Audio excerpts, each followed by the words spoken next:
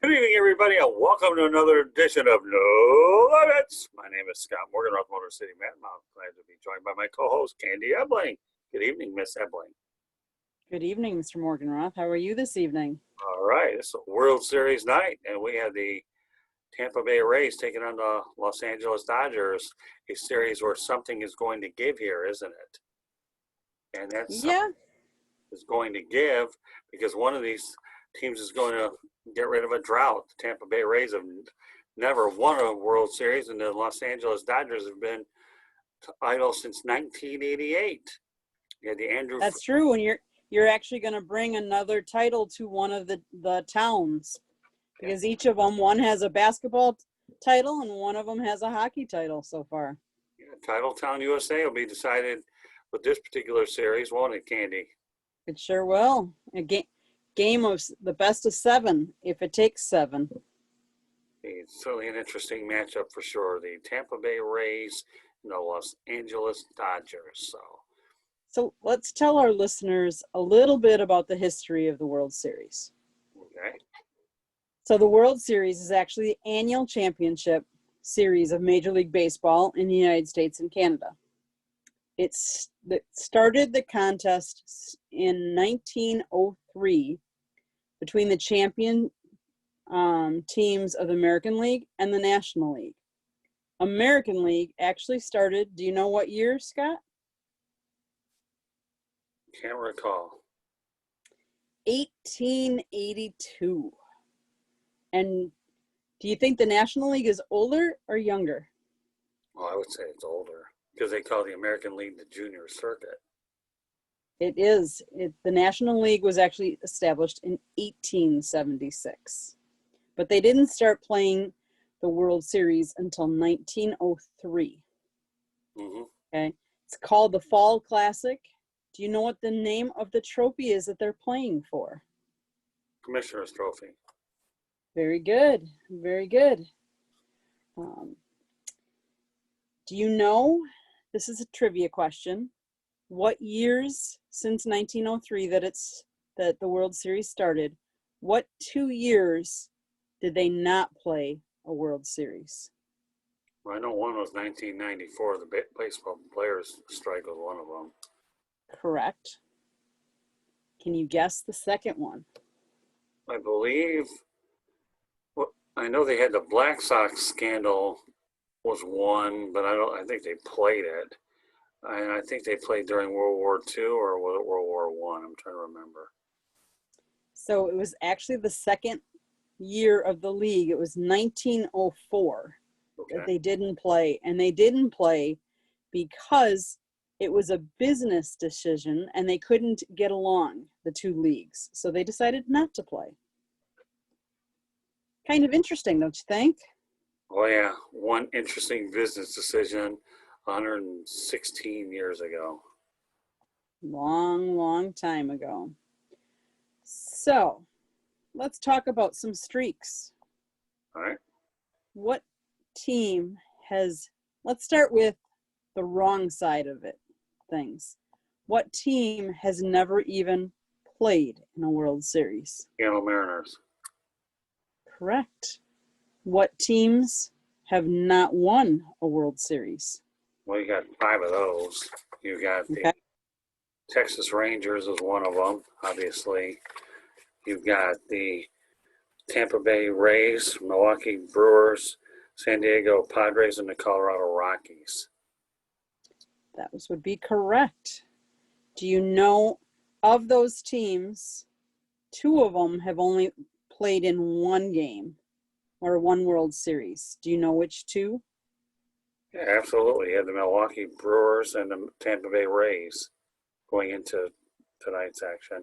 And, of course, Colorado Rockies have only played one series. Correct. And of those 2, do you know, let's see, how should I phrase this question? I'm just going to say the statement instead of giving it to you as a question. Of those 2, the Milwaukee Brewers played against who in the World Series? Do you remember? Cardinals, absolutely. They were part of the American League at the time, the Battle of the Beer Cities. Correct. And that World Series will never happen again. Why? Well, obviously, they're divisional rivals, same league. Correct. Correct. So they can't play again. So, what team? I'll give you another series that can't play again either. About the Houston Astros and the Chicago White Sox. Yep. Correct. Correct. Very good. You must know your baseball World Series. I think I know a little bit about it. Been around it a long time. You have. You have. So, let's go to the other end of the spectrum. What team, and we probably all can guess this, what team has played in the most World Series? New York Yankees. Okay. So how about what team, and there's two teams tied for, that have appeared in the second most series played? And we didn't discuss this earlier, so what would be your guess? That have played in the second most. Right. They've played in the second most series, not necessarily won, but they've made it there. I And got played. Los Angeles Dodgers or the Brooklyn Dodgers are one of them. There is one. I also have to believe that the St. Louis Cardinals are the other one, or the San Francisco Giants, or the San Francisco New York Giants. So you would be correct when you said the Giants. And the Cardinals are only shy by one series, but Right. very good, very good. So what team obviously has won the most? New York Yankees are 27. So they've won more than any other team has even made it to Right. the series. What team has had the second most wins? Well, St. Louis Cardinals. The third most? You have the tied for the Oakland A's and Boston Red Sox at 9. And the fifth? Giants, 8. Very good. And 3 of those, mind you, occurred here in the after the 2000 mark when you had Bruce Bochy winning on odd years. And one of those was against the Detroit Tigers, regretfully speaking, when they swept them. But those are some pretty good teams. Those are some pretty good teams. So do you have some memories of some of those games Absolutely. that you'd like to share? Well, I'll talk about some memories in general. 1968 World Series, my dad took me to Game 3 of the World Series between the Tigers and the St. Louis Cardinals. Earl Wilson was on the hill. Tigers lost the game, but the fact is, having a chance to go to the World Series as a kid when your father takes you certainly is an incredible thrill in its own right. That would be. We'll take it a little step further. In 2019, I had the opportunity to meet my idol, Mickey Lolich, and did a radio broadcast with him and spent time with him in Florida. Bought 4 books, one for my father, and didn't I buy your father one, I think, as well, didn't I? Mm-hmm. And outside. That was a great experience spending time with Mickey Lolich in Florida. It was an interesting World Series. In 2001, I was living in Arizona at the time of 9/11, and the Arizona Diamondbacks defeated the New York Yankees in 7. Bob Brenly was the manager against Joe Torre. And at that time, everybody was rooting for the Yankees, and I was actually rooting for the Diamondbacks, so I lived in the area. I'll never forget the time when I was celebrating in a sports bar. I broke 3 toes jumping up for joy. Then again, that shouldn't surprise anybody, but when you're caught up in the moment, it's another thing. And I actually saw the Detroit Tigers play the Arizona Diamondbacks that summer for over a Father's Day series and got to spend time with Ernie Harwell. That was neat. And then in 2003, lo and behold, here in Southern Florida, the Miami Marlins would end up winning a World Series, and I covered a clinching playoff game versus the San Francisco Giants when you had a collision at the plate involving Pudge Rodriguez, who would subsequently play for the Detroit Tigers. So I know you've played, and we're not going to play it on the air tonight, but there's a play that or a game that you listen to on YouTube that you have it on as one of your favorites. Can you tell us a little bit about that? Well, I mean, I like to listen to a lot of the Tigers back in the 68 World Series. Mm-hmm. Of course, you can't forget that they won the 84 World Series as well, and I had a chance to cover them in spring training in 1985. So I've been thankful enough over the years for me to have met some people from the 68 and 84 Tigers, not only, in my later days as a sports media guy, But people like Mickey Lolich, Alan Trammell are guys that really stand out. Another person that I can tell you that I really enjoyed dealing with is Jim Price of the Detroit Tigers. And Jim Price is another guy, Alan Trammell. And I think, of course, to me, the all-time favorite that I'll always be able to talk about is Ernie Harwell. Mm-hmm. One of the things that I remember you have played for me is when Kirk Gibson had his walk-off hit.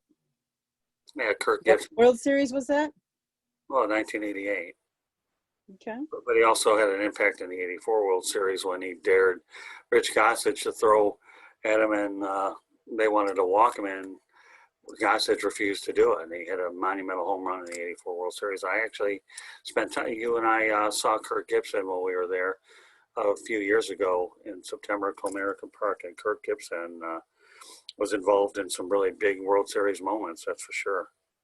Mm-hmm. I agree. So since you're talking about people and World Series, what player has the most World Series rings? Oh, Yogi Berra with 10. Very good. Now, there is one person that has more rings than Yogi Berra. And he did it as a player and a coach. Any guesses? Was a player and a coach. Well, Yes. he had to have more than 10. He has 17. I'll even give you that number. So he was a manager Mm-hmm. and a coach. I would think it'd be Casey Stengel, wouldn't it? It is not. It is Frank Crocetti. Like, I'm going to guess that. Hey, I tried. Frank Crocetti. Okay, that's definitely a trivia question. Well, that's what this show is all about, learning about some of the history. Crocetti. And it prides me that I can actually pass some of that history on to you, because you normally know all of everything, every question I ask, any trivia question like that. So I finally found something I could teach you. So Well, thank you. you're welcome. I wonder if we could bring Louis Weiss on the program and see if Louis Weiss can come up with it. He's a statistical genius, but he wouldn't have gotten Frank Crocetti. I don't think so. So now that you bring up Frank Crocetti, who is he with? Oh, I didn't even look up that one. Oh, okay. Well, then we'll have to do a little research post. We'll have to do some. Yeah, we'll have to do some research there. Let's. I'll do some quick stat. It doesn't matter. But which league? So Frank Crocetti, American baseball shortstop, nicknamed the Crow. He spent his whole 17-year Major League Baseball playing career with the New York Yankees before becoming a coach with the franchise for an additional 20 seasons. No. Oh, there you go. Frank Crocetti. If that's what it took for you to get one past me, more power to you, pal. Not usual that I can, put one past you. Well, that wasn't hard. Well, I have to stump the stumper sometimes, Okay. Well, you did. Okay, I got one. Okay, There's a little bit of information about the Seattle Mariners, though. They haven't been to a World Series, but their manager was Lou Piniella. I believe that they hold the record for most wins in a season with 116. You can check that out and tell you how right I am. Why don't you do that while you're at it? Okay. Knocked out, I believe, by the New York Yankees at the time. Let me see. Seattle Mariners, folks, never been to a World Series. Haven't even been to the playoffs, I think, in 19 years. But yet they had one of the best, probably the best season in baseball history not to even make it to the World Series. They finished 116 and 46. Right. And Lou Piniella was the coach, right? You got it. What year was that? That would have been 2001. It was the Well, 25th year since their franchise's inception. point well taken. Take that to the bank, Frank Grossetti. The Mariners have one under loop. Yep, you got one on me and I got one on you. Okay. So which league has the most wins? American League. And do you know how many percentage of the time they 56, 57%. 57.3%. Mm-hmm. Yankees have accounted for 23.4% of all series played and 40.9% of the wins by the American League. Okay. Let's talk about which two teams have faced off the most times against each other I believe the in Yankees World Series. and Dodgers. I'm sorry? Yankees and the Dodgers. Correct. Yes. 11 total contests between the two. Well, dating back to their days when there was the Brooklyn Dodgers and the New York Yankees. They have a little bit of a history there. Yes, the Yankees won 8 of those 11 contests. So let's go into some of the streaks and droughts. So you know that the Cubs won. How long was their drought? Do you remember? I think it was 106 years. 108. Very close. Very close. Very good. Yes. Do you know how many teams have done back-to-back? Well, I do know that the Cincinnati Reds did it back in the 70s. The Yankees did it for 3 years, from 98 to 2000. And I know the Oakland A's have done it back in the 70s. I don't know exactly the rest of them, but those are 3 examples that I'm familiar with. So the New York Giants, 4 World Series appearances are the most consecutive appearances for any National League franchise. Okay. The Yankees have the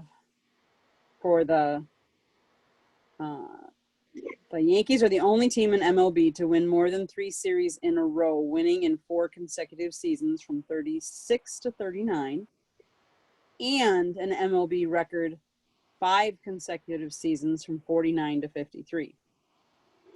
They also won 3 consecutive from 98 to 2000, and the Oakland Athletics are the only other team to have won 3 straight titles, doing so from 72 to 74. It's pretty good years over there. Dad, Jim Catfish Hunter was on that team. Raleigh Fingers, a guy you guys in Milwaukee are familiar with. Reggie Jackson was a part of those teams. When you get to World Series, you definitely have Hall of Fame players for sure. Mm-hmm. Oh, I agree.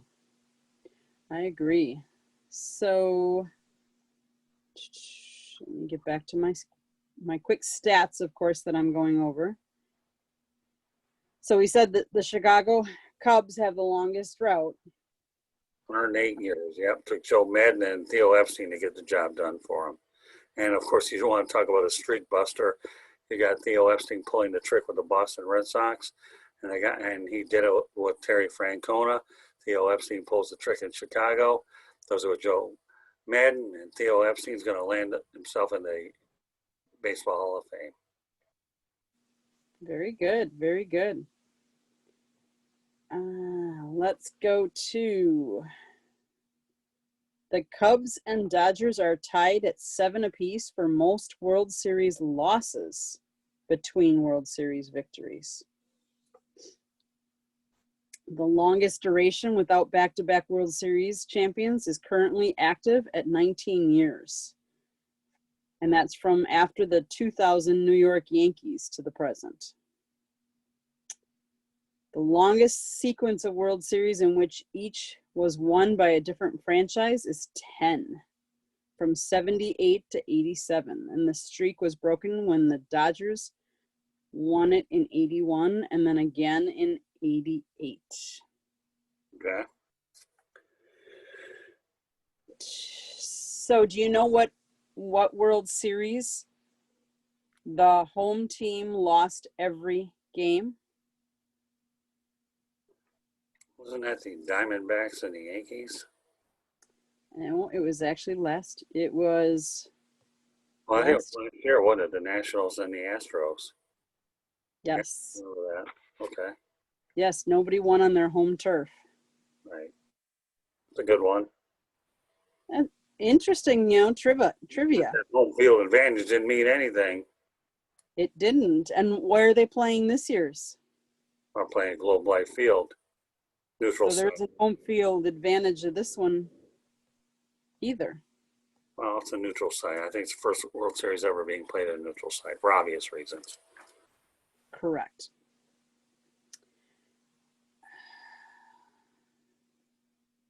So the Minnesota Twins / Washington Senators won all 3 of their World Series championships in 7 games. The Boston Red Sox have lost 4 series, all of which were in 7 games. Right. There have been 19 World Series 4-game sweeps. Right. The most recent was in 2012. Right, when the Giants beat the Detroit Tigers. Exactly. 9 teams have swept a World Series at least once.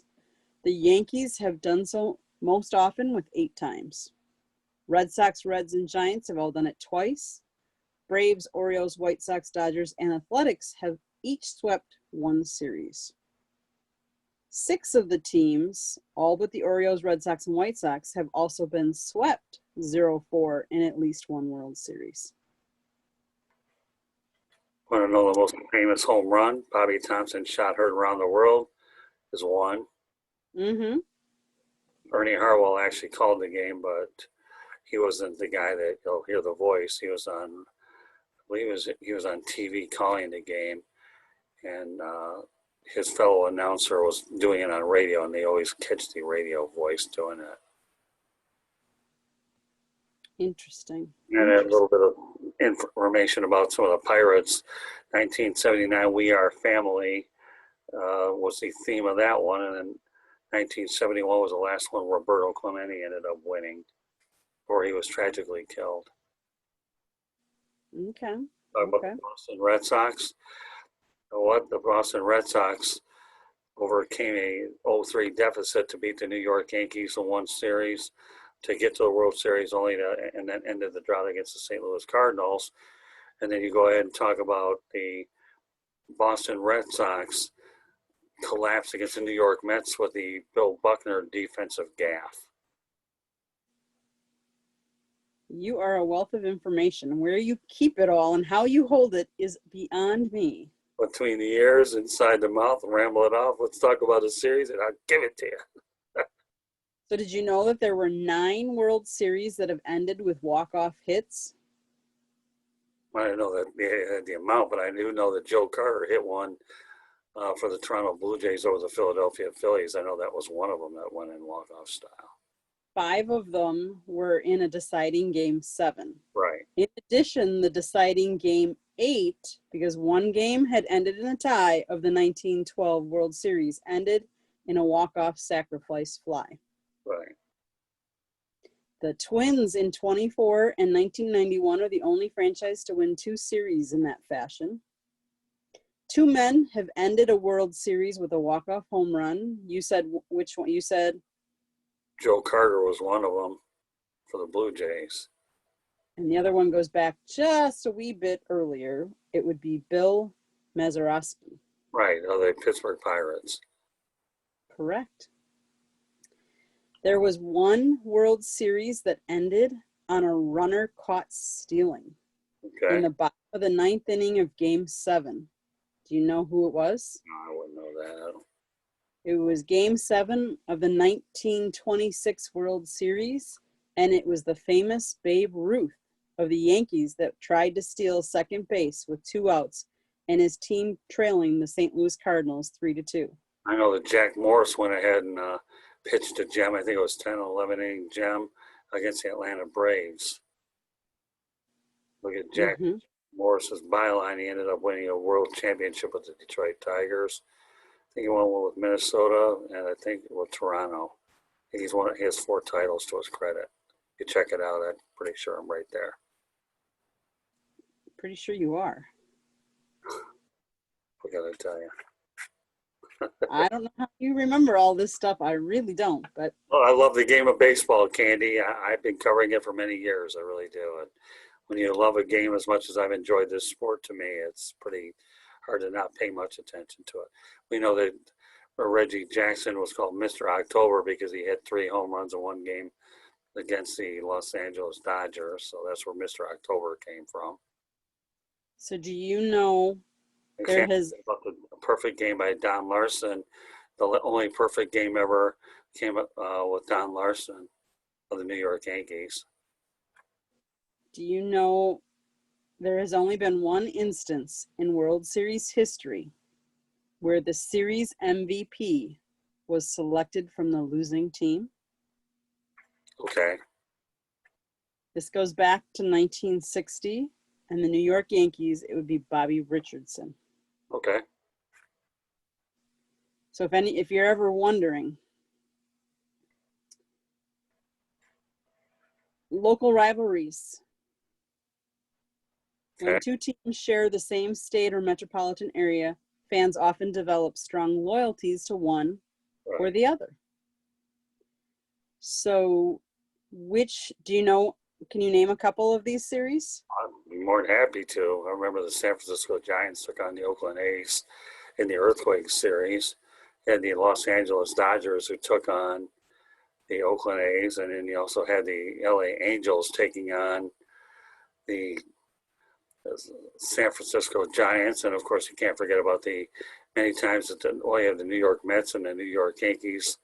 You have St. Louis Cardinals and the Kansas City Royals, which is a good prelude to our guest Mark Littell will be on the Sports Exchange tomorrow night with myself and Stuart Hack. Let's see. And who's Mark Littell? Mark Littell. Who is he? He used to play for the St. Louis Cardinals and the Kansas City Royals. And you also have the LA Dodgers and the Brooklyn Dodgers and New York Yankees. And of course, you have the New York Giants and the New York Yankees as well. So a lot of your backyard series have taken place within those geographic regions. How about in the Midwest? In the Midwest, I believe, I don't know if the White Sox ever played the Cubs, did they? I believe they did. They did. Had to do it.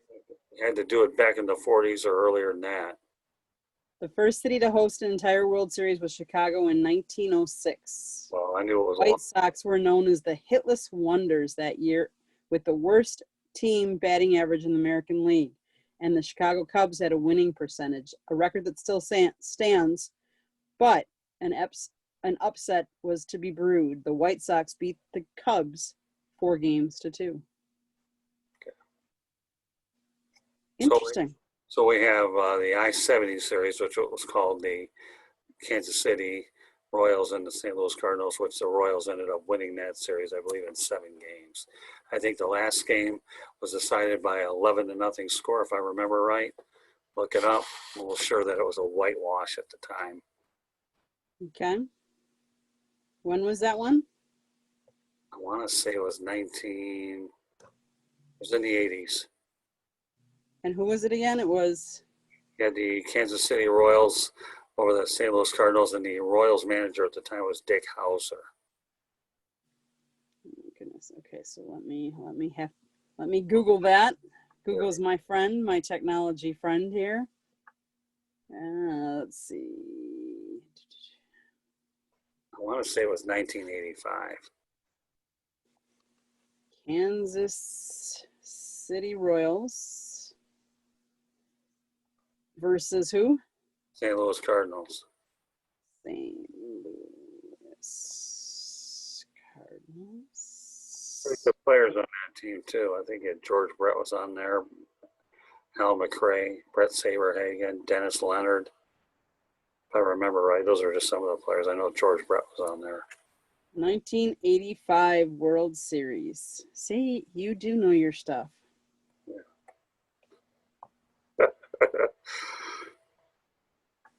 Let's go to it. Let's see a little bit. Well, the New York series, the Subway series is what they did. Mm-hmm. But this one,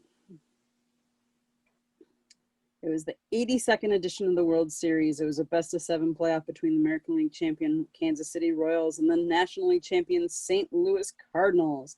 The Royals upset the heavily favored Cardinals in 7 games. The series was popularly known as Show Me Series or the I-70 Showdown Series, as both cities are in the state of Missouri, which is nicknamed the Show Me State and are connected by Interstate 70. Yeah, they called it the I-70 series at that time, or whatever. And who was managing the Cardinals at that point? At the time, I believe it was Whitey Herzog. Very good. Do you know who was managing the Kansas City Royals? Told you, Dick Hauser. See, you know your stuff. Do you know who was the MVP? I would want to think George Brett was, but I don't. Brett Saberhagen. Brett Saberhagen. I saw him play for the Fort Myers Royals in the Florida State League. Right. Yeah. Brett Saberhagen. I knew he was on that team. Yep. You're right. I believe close on that team was Dan Quisenberry. I don't think it tells me exactly everybody. So for a lot of you folks out there that wonder how far back I follow the Fall Classic, again, when you're brought up with it, it's in your blood. Sounds like it. You got all these stats down pretty good. I go to Don Larson in the perfect game, the only guy that's ever thrown a perfect game for the New York Yankees. Google up Don Larson. I believe that occurred in the 1950s. I'm trying to Larson, perfect game. Let's see. Chris. Monday, October 8th, 1956, Game 5. right there. You are right there, I will admit. One thing I can tell everybody is that this year will be one of the lowest attendance because they're limiting it because of COVID-19, right. But one of the lowest attendance in decades. Nobody pay attention to that COVID-19. I just think that baseball candy is just fortunate that they've even made it to the World Series when you consider the numerous outbreaks that they happen to have early in the year when we wondered whether we would get to this point. But baseball navigated to it very, very well and adjusted on the fly, and more power to them that we're even looking at a World Series. And that's true. I'll tell you what, these teams have had to earn it, playing 5, 6, 7 games in a row, but they haven't had to travel. But being in a bubble atmosphere where you're only able to go to the hotel, to the stadium, was unbelievable. And Don Mattingly talked today when I was on his Marlins call, and he said what he enjoys being out of the bubble is he gets to eat on regular plates and use regular silverware and not worry about paper plates or containers. So it's been a tough year. I can understand that. I can tell you that an update on the score, it's 6-1 Dodgers, top of 6. Okay. Well, I mean, the Dodgers are heavily favored to win in this series. There's no question about it. So I think I read an interesting fact that 2 of the Dodgers make up almost the same payroll as the whole Tampa Bay Rays team all together. Right. Well, you got to remember, though, in 1981, when the Dodgers beat the Yankees in the World Series, that was a shortened season as well. So they ended up getting a World Series, but nobody's going to stick an asterisk next to it. The reality of the situation is that, the Dodgers won it, and I had a feeling they'd probably win it all this year. And obviously they won 43 games out of the 60, so they played like favorites. They were tested by the Atlanta Braves in 7, but this is a different animal. The Andrew Friedman Bowl, as we talked about it on yesterday's edition of 108 Stitches Baseball Talk. I mean, great moments are defined during the Fall Classic. That's what defines your careers. I can remember back in 1981, I was pulling for the Diamondbacks, even though September 11th took place and the whole world wanted the Yankees. I think there's only 2 towns that didn't want the Yankees to win it. One, Boston. And although maybe they were sympathetic toward New York, but we weren't too we didn't care about in Arizona. We were on the other coast. We were pulling for our Diamondbacks. I understand that. I think these 2 teams had the best regular season record going into. Well, they're the only 2 teams that have 40 wins all year. Mm-hmm. Right. So, I in mean, the shortened season. record-wise, you have the two best teams playing.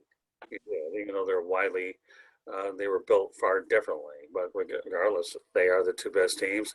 And when you look at the alternative, you didn't want the Houston Astros climbing into the World Series with a sub 500 record either, 29-31, or that would have given baseball a black eye the sport did not want.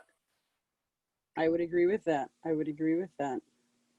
Any other interesting facts that you want, or any stats that you want to throw out there? I don't really care about stats. When I look at World Series in general, let's look at some of the ones. Look at Jack Moore. Look up Jack Morris and what he did pitching that extra inning shutout. He left the Detroit Tigers. He has a World Series ring with the Tigers. Look how many World Series that he does have. Jack Morris. Yeah. Talk about a complete game, extra inning game against the Atlanta Braves. The Toronto Blue Jays won 2 World Series. The Montreal Expos should have been. They were one of the best teams ever in 1994. Never made it to the World Series, as it turns out, Ernie Harwell once told me that baseball died in Montreal when the series was canceled due to the Players' strike. It took baseball years to recover from that situation. So he won a World Series MVP in 1991. He's a 4-time World Series champion, 84, 91, 92, 93. Right, so I think he won 84 with the Tigers, 91 with the Twins, and I think the other 2 were with the Toronto Blue Jays, if I recall correctly. 84 Tigers, you are correct. So go back to the Minnesota Twins series and tell me how many innings shutout ball that he pitched when he beat the Atlanta Braves. Let's see. World Series champions, Jack Morris. I know, I'm just 84, 86. Okay, Morris started for the Twins 3 times in the series, going 2-0 with a 1.17 ERA, making his final outing in the deciding Game 7 in the postseason's performance for the ages. The 36-year-old hurler threw 10 innings of shutout baseball against the Braves as the Twins won the game 1-0 on a 10th inning single by Gene Larkin that scored Dan Gladden. Right. Morris was named the World Series MVP for his performance and joined fellow pitcher Sandy Koufax as the only players to win the Babe Ruth Award twice. He holds the record for the most wins by a Twin in a single postseason with 4 in 1991. Rightfully deserved. You put Jack Morris in the Mickey Lola discussion, you talk about guys that performed when they had to in the postseason, and Jack Morris, without a doubt, is a guy that should be acknowledged. Of course, you talk about Don Larson's perfect game. Those are just monumental feats. I mean, again, the World Series is filled with big moments. The Bill Buckner defensive gaffe that cost the Red Sox a win, but for those people that are leaning on Bill Buckner for that gaffe, the Boston Red Sox lost that series in 7 games. Yeah, they don't lose it in just one. Right. It's a series for a reason.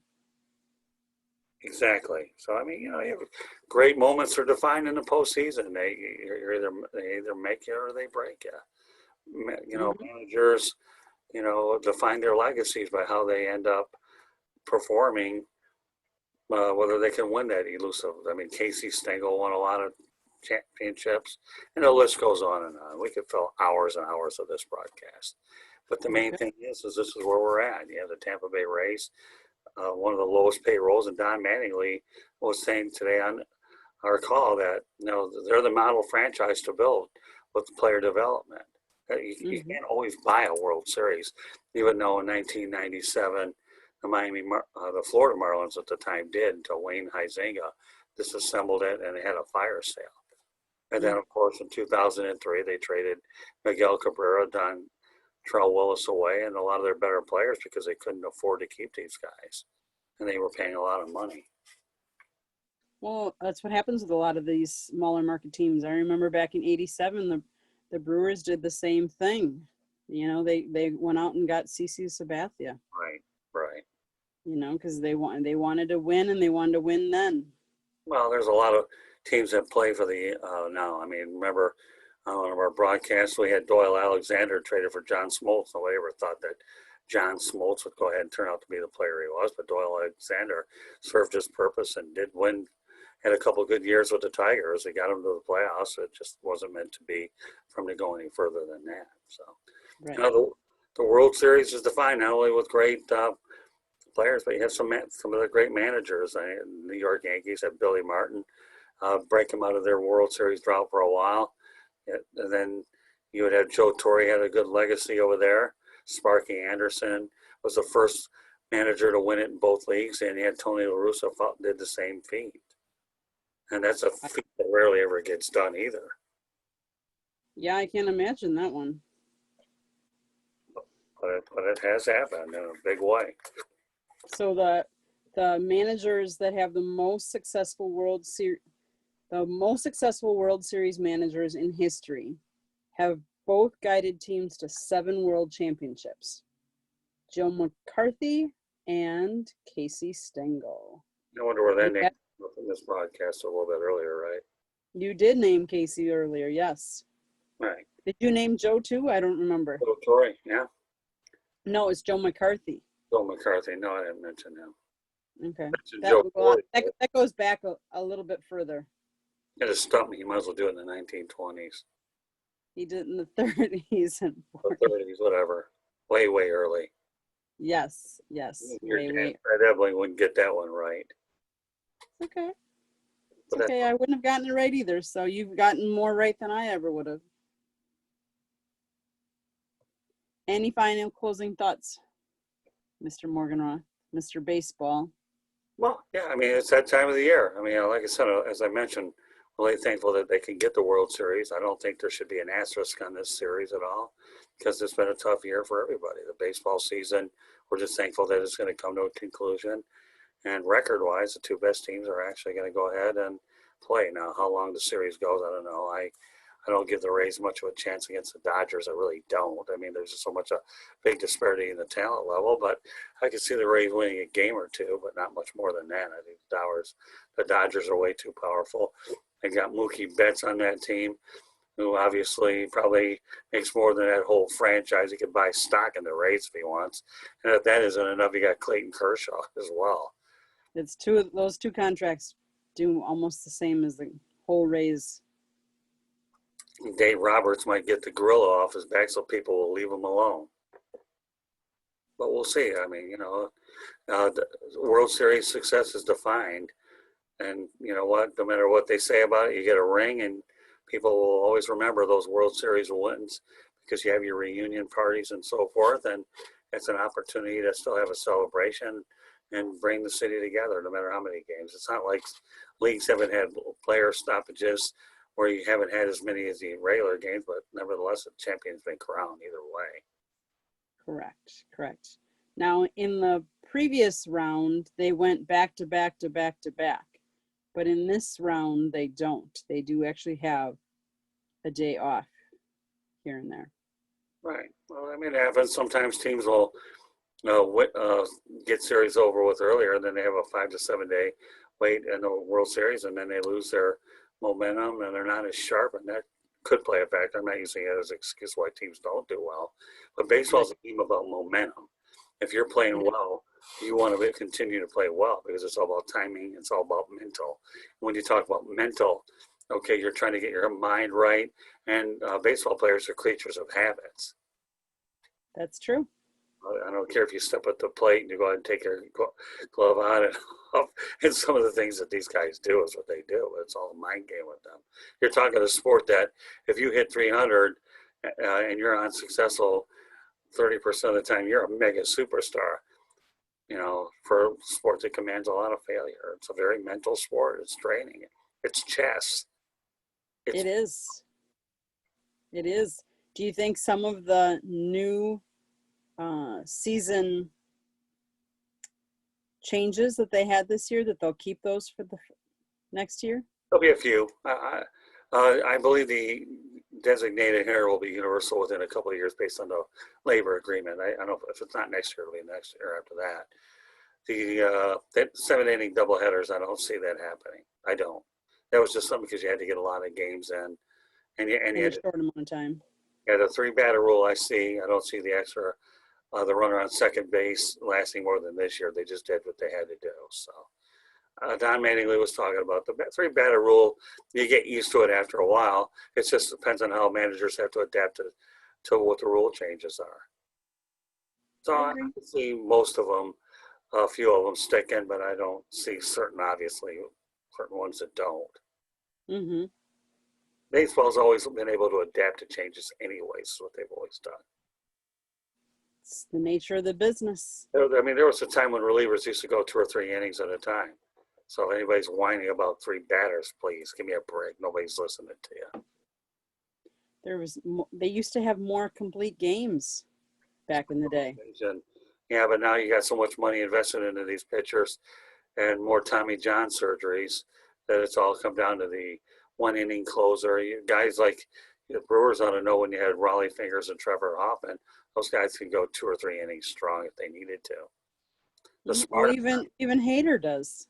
Yeah, well, he's a little old school, but I can say he's one of those rare birds that can go, but then they have to give him a day off or two after that. But I remember Raleigh Fingers used to make a living going multiple innings, 2 or 3 innings, and the list goes on and on. I mean, Sure. So again, it's about era and so forth, and being, the changes of how things are done. There's a lot more monetary risk into these players than they have in the past. They have a lot more money invested in these players. Yeah, they sure do. They make an awful lot of money. Yep. And any closing thoughts, Mr. Morganroth? Well, like I said, I'm looking forward to the 2021 season, working with the Miami Marlins. It's been fun working with these guys. And of course, I really appreciate the history that I've had being around what I consider one of the greatest sports on the planet, baseball. And it's a timeless sport. It's the ultimate mind game. And those that can play a 162 game season, to me, it's a marathon. You find out how good you really are. Shortened season, you had the pennant races, so a lot of guys got much needed, valuable experience this way. So, look forward to. I enjoy the baseball guests that we bring on our network. I love the Mark Littells, the Barry Foots, and the list goes on and on. Some of the people that we've had numerous times. I would agree. So where can people find us and listen to those broadcasts? All right, the audio version of No Limits can be found on Apple Podcasts, Spreaker, Spotify, iHeartRadio, Google Podcasts, wherever you get your podcasts. Again, Apple Podcasts, Spreaker, Spotify, iHeartRadio, Google Podcasts, wherever you get your podcasts. You can follow us at Twitter at Tribune South, Facebook and Instagram, South Florida Tribune. YouTube channel, please subscribe to that channel, South Florida Tribune. Give you 6 reasons why you should do it. Sports Exchange is on there. No Limits, the show that you are watching and listening to here. 108 Stitches Baseball Talk, Real and the Rare, Fantasy Football, and of course the South Florida Tribune podcast, which preceded this show tonight. You can find our website, www.southfloridatribune.com. We have a section for Motor City Monitor, which entails a lot of Detroit sports. I like to maintain contact with my hometown, Detroit. We also have our media distribution partners that provide content to the website, as well as our columnists, and the broadcasts are on the WSAN dropdown. Our email address is southfloridatribune@gmail.com, and you can connect with me, Scott Morganroth, on LinkedIn. I'll be more than happy to connect with you, and maybe there's a chance we can connect, bring on a show, do business, whatever you guys want to do. So, any closing thoughts and words of wisdom, Candy, for COVID-19? COVID-19, mask up, wash your hands, social distance. This is not something to take lightly. We're seeing an uptick. Whether this is the second wave, I'm not sure, but we need to stop it and control it as much as we possibly can. Again, mask up, social distance, don't be part of big gatherings, and wash your hands. Couldn't have said it better than myself. So, on behalf of Candy Ebling, this is Scott Morgan, Roth Motor City Madmouth. Thank you for joining us on this edition of No Limits. Candy and I will look to do better next week, come up with a brand new episode. And our goal is to make sure that we can give you the best information we can and try to hit the best subjects that are most in demand. And if anybody has any ideas for subjects, please don't hesitate to contact us. So once again, everybody, have a great night. We'll catch you next week on No Limits. Good night, everybody. Thank you. Good night, everybody.